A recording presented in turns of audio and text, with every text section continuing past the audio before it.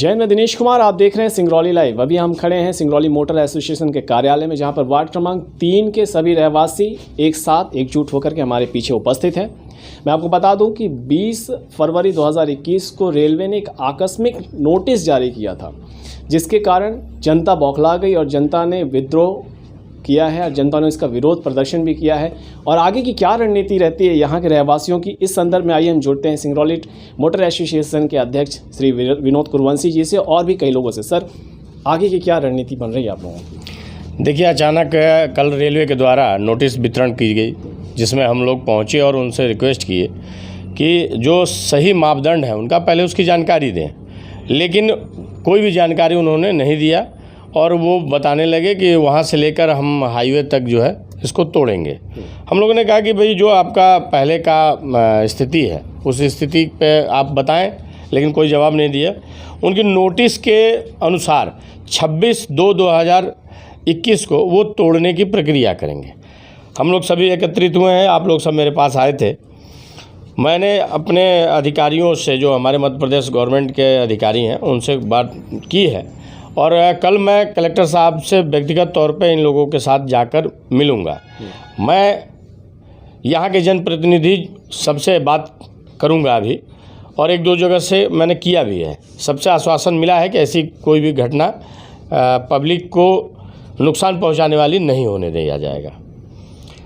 अभी देखिए, मैं आपको बताना चाहता हूँ कि जो नोटिस बटी है, हमारा संविधान ये कहता है कि जो 12 साल से ऊपर किसी जगह पर रहता हो, चाहे वो किसी की भी ज़मीन हो, रेलवे की हो, मध्य प्रदेश शासन की हो या वन विभाग की है, हम उसे छेड़ेंगे नहीं। और अगर 12 साल से ज़्यादा के लोग पहले से रह रहे हैं तो उसको पुनर्वास किया जाएगा, उनको व्यवस्था दी जाएगी, बिल्कुल मुआवजा दिया जाएगा, उसके बाद ही कोई आगे की प्रक्रिया होगी। मैं आपको बताना चाहता हूँ कि ये 1982 का मेरे पास कागज़ है, जो नगर निगम के द्वारा रसीद काटी गई है पट्टा के नाम पे। ये 1986 का है,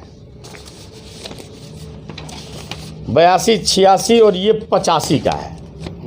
इस तरह से मेरे पास पूरा भरपूर ये पूरा ग्राफ है, जो सन 80-85, मतलब ये पहले के लोग हैं जो सन 70 से, लगभग 70 से इस जगह पे बैठे हुए हैं, अपना परिवार चला रहे हैं और इनके घर बने हुए हैं। घर की रूपरेखा धीरे धीरे जो भी हो, लेकिन ये 70 से बैठे हुए हैं। अब आप सोचिए कि 70 से लेकर आज जो है 2021, 50-51 साल हो गए और आज अचानक उनको नोटिस दी जा रही है कि आपका घर 6 दिन के अंदर तोड़ा जाएगा।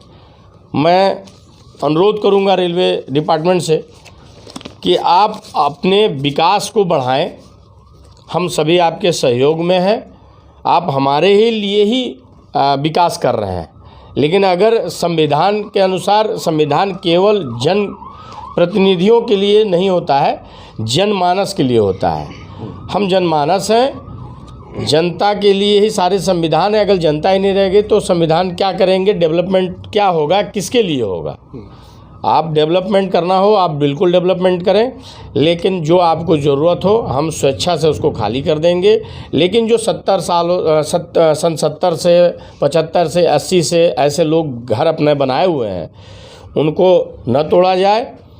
और आपका जो भी मापदंड है उस मापदंड को आप बताएं, अगली प्लानिंग बताएं, हम सहयोग करेंगे।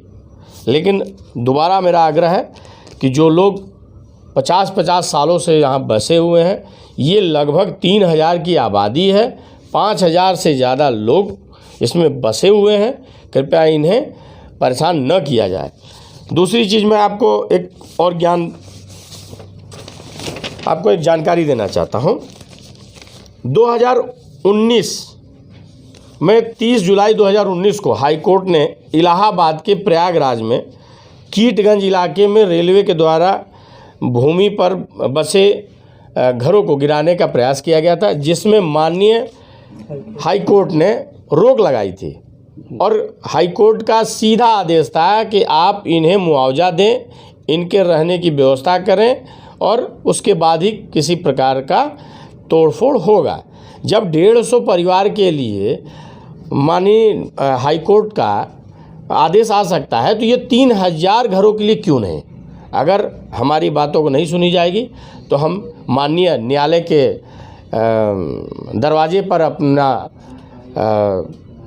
अधिकार पाने के लिए हम प्रयास करेंगे। जी बिल्कुल।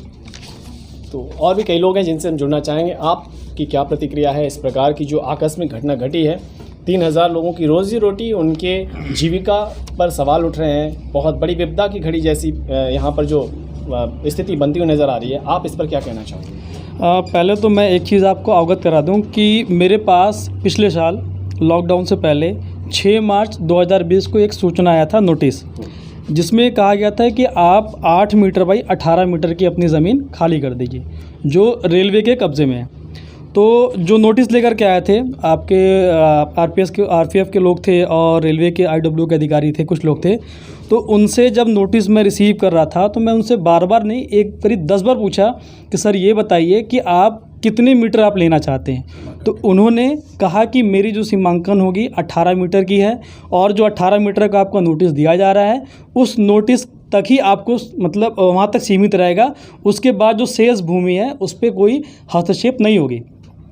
इसके बाद अभी 20 तारीख को एक नोटिस और आता है जिसमें 121 मीटर का उसमें लिख कर के है कि लगभग जो 18 मीटर की नोटिस थी वो 121 मीटर में कन्वर्ट कर दी गई है। अब यही है कि जो उस समय का नोटिस था, हमारा निवेदन है कि इतनी बड़ी आबादी है, तकरीबन 5000 लोग रहते हैं, और हमारे दादाजी तकरीबन अगर हम बात करें तो 1985 तो उनका रिकॉर्ड है, लगभग 70 से रह रहे उस ज़मीन पे।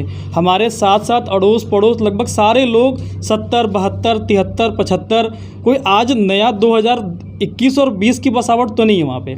तकरीबन लोग 40 साल 35 साल से उससे पहले के लोग रह रहे हैं। तो ये एक आग्रह है कि अगर हमारी बात ऊपर तक जाए, और एक निवेदन करते हैं कि जो रेलवे के द्वारा कार्रवाई करने की जो प्रोसेस और प्रक्रिया है उस पर रोक लगाई जाए और हमें न्याय चाहिए। बहुत बहुत धन्यवाद। तो जैसा कि हमने देखा और सुना और समझा कि यहाँ के लोगों की जीविका पर जो समस्या उत्पन्न हो रही है वो कहीं ना कहीं एक बहुत बड़ी समस्या है और बहुत बड़ा मुद्दा है। एकाएक लोगों को इस प्रकार से बाहर निकालना, एकाएक उनके व्यावसायिक स्थल को तोड़ करके हटाना एक बहुत बड़ी समस्या हो सकती है। तो ऐसे में आगे क्या परिणाम आते हैं, क्योंकि ये बात अब कलेक्टर महोदय तक भी यहाँ के लोग संज्ञान में ये बातों को रखेंगे। ऐसे में क्या रेलवे की तरफ से परिणाम आते हैं, क्या प्रतिक्रियाएं आती है, ये फिलहाल वक्त बताएगा। जयंत वर्मन के साथ मैं दिनेश कुमार, सिंगरौली लाइव, जय हिंद।